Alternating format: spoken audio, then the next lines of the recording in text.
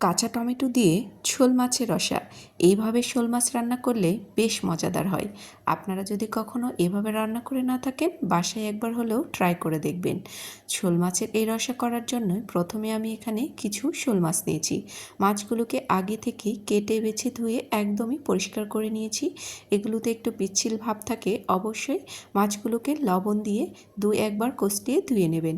তো এখন আমি এর মধ্যে সামান্য একটু লবণ আর একটু হলুদ দিয়ে মাছগুলোকে মাখিয়ে নেব। মাছগুলোকে ভাজার আগে সামান্য একটু হলুদ লবণ দিয়ে নিলে মাছগুলো ভাজার সময় দেখতে কালারটাও সুন্দর হয় এবং ভেতরে সামান্য কিছু লবণও ঢুকে যায়। এখন আমি মাছগুলোকে ভেজে নেব। তো চুলার উপরে প্যান বসিয়ে নিয়েছি। এখন প্যানটাকে হালকা একটু গরম করে নেব। এর মধ্যে বেশ কিছুটা তেল দিয়ে নিয়েছি। এই তেল দিয়ে আমি পুরো রান্নাটা করে নেব, জন্য আমি তেলের পরিমাণটা একবারেই দিয়ে নিয়েছি। এখন মাছগুলোকে আমি এপিট ওপিট করে ভেজে নেব। মাছগুলোকে লাল লাল করে ভেজে নিয়েছি। এখন আমি এগুলোকে প্যান থেকে উঠিয়ে নেব। তো দেখুন মাছগুলো ভাজা হয়ে গেছে। এই প্যানের মধ্যেই আমি পুরো রান্নাটা করে নেব। তো আমি যতটুকু তেল ব্যবহার করেছি, এখানে আমি আর কোনো তেল ব্যবহার করব না। এরপর দিয়ে নিচ্ছি পেঁয়াজ বাটা প্রায় 1 কাপের মতো। এখানে অবশ্যই পেঁয়াজ বাটাটা দেওয়ারই চেষ্টা করবেন। এরপর দিয়ে নিচ্ছি 2 টেবিল চামচের থেকে একটু কম আদা এবং রসুন বাটা। এরপর দিয়ে নিচ্ছি স্বাদ মতো লবণ, লাল মরিচের গুঁড়ো দিয়ে নিচ্ছি 1.5 টেবিল চামচ পরিমাণ। ঝালটা আমি এখানে একটু বেশি দিয়ে নিয়েছি। এরপর দিয়ে নিচ্ছি হলুদের গুঁড়ো 1 টেবিল চামচ পরিমাণ। সব মশলাগুলোকে ভালো মতো করে কষিয়ে নিতে হবে। আমি এখানে আর কোনো পানি ব্যবহার করছি না। এই পেঁয়াজের পানি দিয়েই আমি পুরো মশলাটাকে কষিয়ে নেব।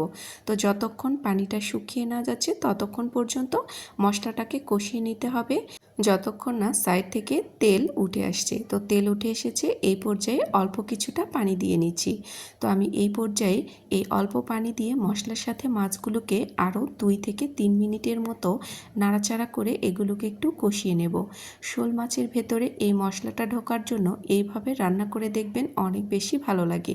তো এখন আমি মশলার সাথে এই মাছগুলোকে ওলটপালট করে আরও কিছুক্ষণ রান্না করে নেব।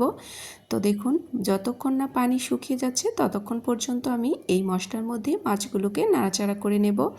তো আমি আলতো হাতে মাছগুলোকে এপাশ ওপাশ করে চেঞ্জ করে মশলার সাথে মিশিয়ে নিচ্ছি।